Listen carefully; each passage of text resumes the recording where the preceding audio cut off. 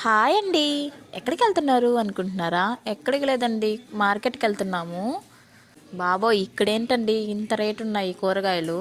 Market పైన ఇక్కడ double double రేట్లు అమ్మేస్తున్నారు.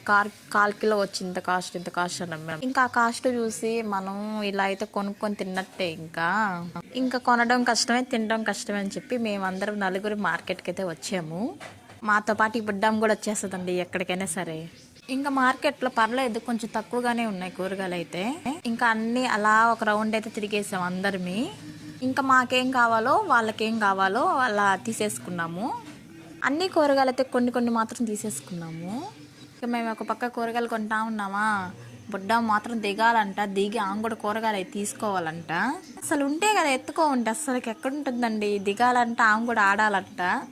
కూరగాయలన్నీ తక్కువ రేట్లు ఉన్నాయి, కానీ పచ్చిమిరపకాయలు అయితే కొంచెం కాస్ట్ ఎక్కువ ఉన్నాయి. ఇక్కడ అరకేజీ కాస్ట్ వచ్చి ఇంటి దగ్గర 1/4 కిలో కాస్ట్ ఉంటుంది. ఎందుకంటే వాళ్ళు తెచ్చుకొని అమ్ముకుంటారు కదా, అందుకని కొంచెం ఎక్కువ చెప్పేస్తున్నారు రేటు. మా వారు ఎత్తుక్కుంటా ఉండరండి, సాంబార్లోకి ఏమేమి వేసుకుంటారు అవన్నీ తీసుకుంటాడు. ఎందుకంటే మా వారికి మా పాపకి వాళ్ళందరికీ సాంబార్ అంటే ఇష్టము, అందుకని సాంబార్లో ఎక్కువ తీసుకుంటారు. ఇంకా మాదైతే అయిపోయింది. ఇంకా మేము బుడ్డాన్ని తీసుకొని ఇలా వచ్చేసాము. మా దగ్గర దూకతా ఉంది ఎత్తుకోమని. మా తోడికోడలు ఇంకా తీసుకుంటా ఉన్నారు. ఇంకా మేము బండి దగ్గరికి అయితే వచ్చి కూర్చొని ఉన్నాము. నైట్ షికాలు తిరగాలంటే నాకు ఇష్టమే, ఇదిగో బుడ్డాంకి కూడా ఇష్టమేను. వాళ్ళ పెదనాన్న ముద్దు పెడతా ఉంటే ఎలా కామ్గా ఉంది. ఎంతసేపు పెట్టిన అలానే పెట్టించుకుంటుంది, బాగా నవ్వద్ది. అందుకే వాళ్ళ పెదనాన్న ఎక్కడికి వచ్చి నా బుగ్గలు ఉన్నాయి కదా, బుగ్గలు చదివేస్తాడు బాగా.